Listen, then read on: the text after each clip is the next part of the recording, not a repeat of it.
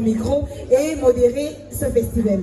Alors faites de même, mettez-vous dans les conditions qui vous permettraient de voir ce que vous avez caché au fin fond de vous.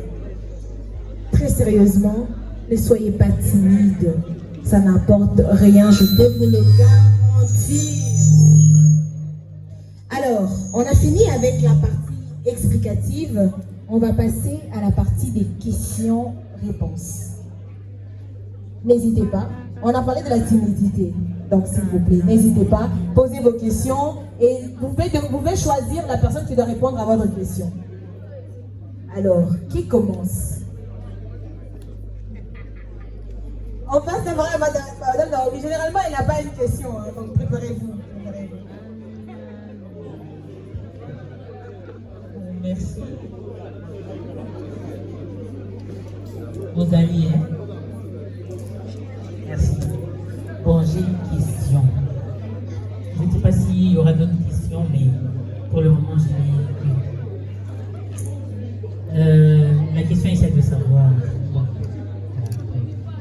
que conseillez-vous aux femmes qui pourraient, malgré les études qu'elles ont faites, pour faire vider les poches de plusieurs hommes pour économiser? Parce que ici, on parle de l'éducation financière.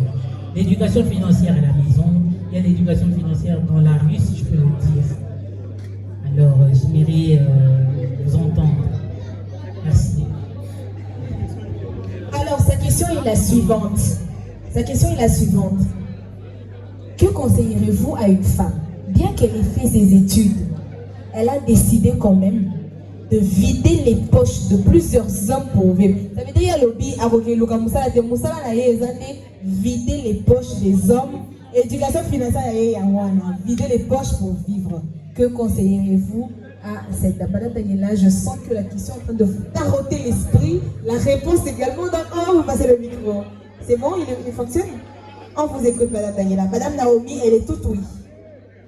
On a parlé ici, tout au long de nos différentes interventions, du fait que l'argent était un outil de liberté. Ok. L'argent est un outil de liberté. Ça, Madame Laurentine en a parlé elle a fait un lien sur l'autonomie financière et l'autonomie corporelle. Alors, je vais m'appuyer sur ces deux interventions-là pour répondre à votre question. L'argent est un outil de liberté et aussi vous permet d'avoir le respect des autres sur votre propre personne. Vous savez, aujourd'hui, quand on sait que vous ne vivrez que de l'argent des hommes, et merci pour la précision parce que vous avez parlé des hommes, vous n'avez pas parlé de son mari ou de... Oui, des hommes en général. Donc, c'est très important de pouvoir compter sur soi-même. Parce qu'aujourd'hui, aller toquer sur l'un, aller vers l'autre, aller vers le troisième, il y a le respect sur votre propre personne qui diminue. Et c'est une des choses qui est très importante pour la femme. Nous connaissons comment la société traite la femme, nous connaissons comment la société perçoit la femme. Et s'il y a des éléments sur lesquels il ne faut pas blaguer, c'est le respect sur soi-même, le respect que les autres ont sur votre personne. Et allez aujourd'hui compter sur l'argent des hommes, ça diminue le respect qu'ils vont porter sur vous.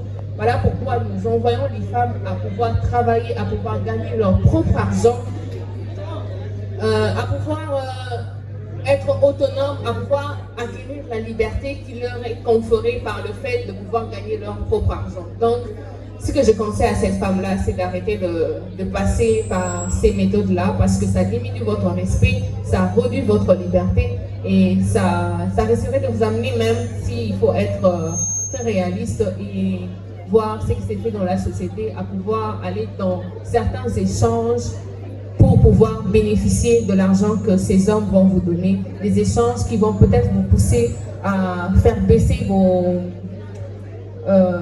comment on dit ça déjà? Vos principes, à faire baisser vos principes, à deux fois dire oui là où vous aurez pu dire non parce que vous avez besoin de l'argent. Peut-être les collègues vont ajouter quelque chose.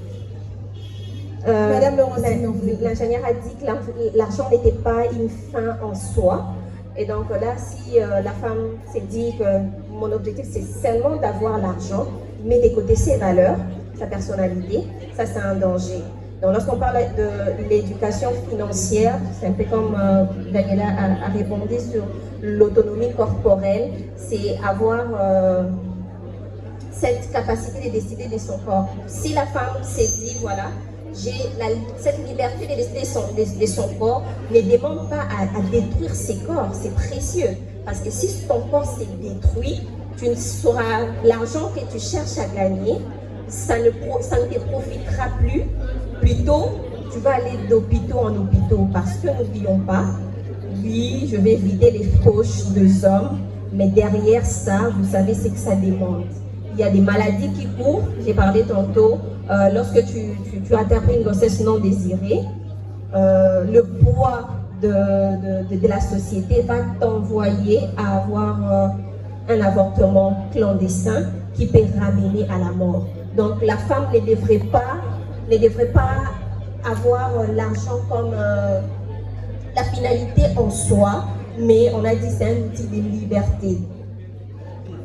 Voilà. Ok, merci beaucoup Madame Laurence.